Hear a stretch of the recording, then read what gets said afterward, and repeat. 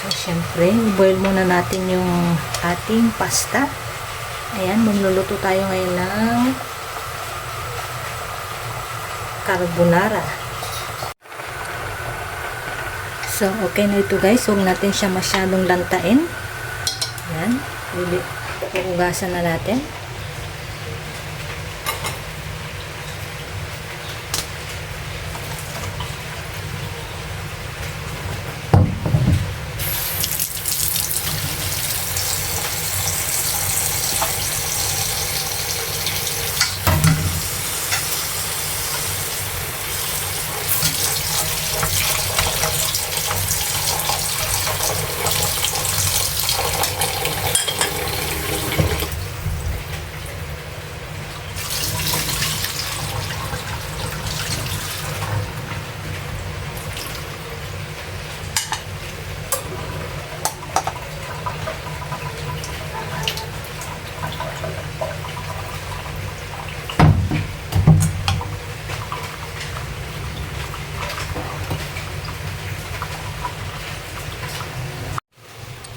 So, ito ang ating mga ingredients guys.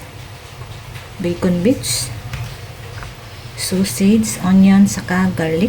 Yung garlic guys, pwede na naman dapat i-mince yan. Pero kung meron kayong kasama sa bahay na ayaw sa garlic, ganito lang siya guys. I-smash lang natin siya. Siyempre, kailangan natin ng Nestle cream and full cream.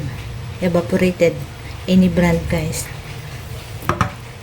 Siyempre, hindi mawawala ito.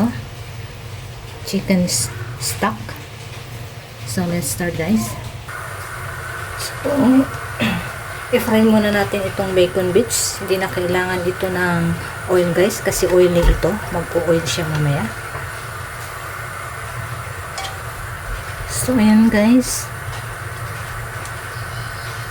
Igisa lang natin hanggang lalabas yung mantika niya.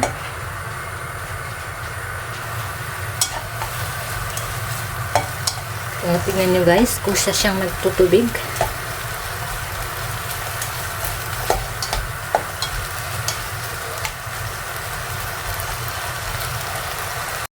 So, okay na ang ating bacon guys. Ayan. Kakain na natin.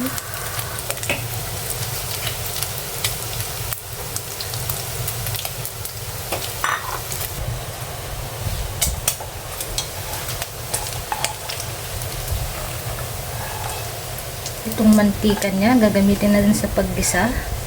Kaya wag natin tatapon.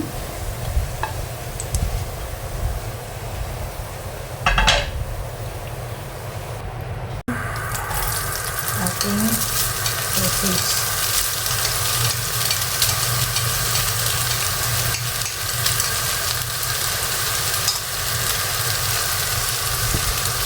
Mas masarap kasi guys kung maigisa rin ito muna, maluto muna.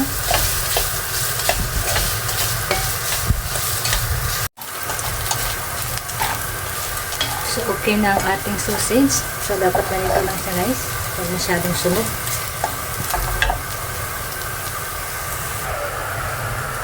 So, isasama na natin dito sa ating bacon bits.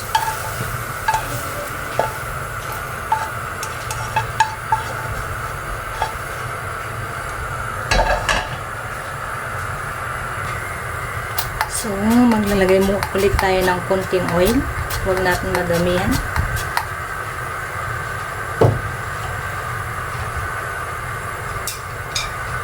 Then, lalagay na natin yung garlic.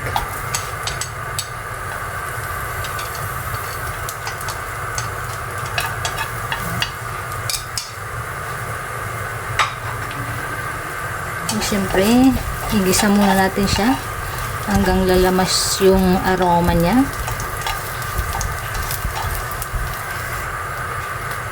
Ayan, ilagay na natin yung onion. So, okay na. Ilalagay na natin itong bacon at saka sausage.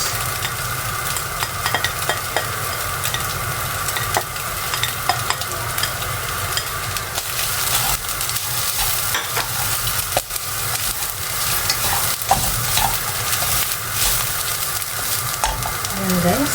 Next. Lalagyan na natin ang ating milk.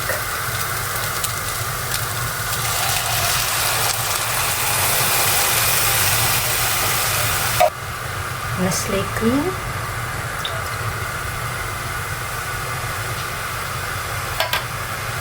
So, ayan guys, halo-haluin lang natin. And i-lower fire natin. Hanggang sa, iluto lang natin siya guys, hanggang sa lumapot ang ating sauce. So, takpan lang natin guys.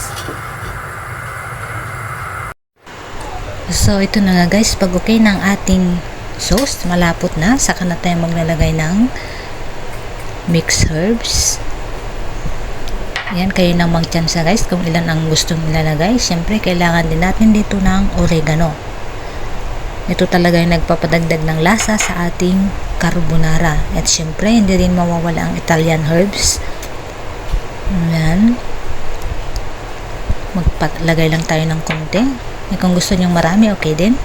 And then, imimix lang natin siya guys. And take note, huwag nating hayaang masunog yung ilalim ng ating sauce. Kaya continue mixing lang siya guys.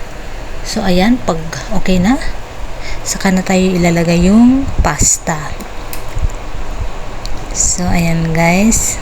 I-mix lang natin siya hanggang sa maihalo lahat yung ating sauce. Depende sa inyo guys kung gusto niyo yung malapot o yung medyo watery.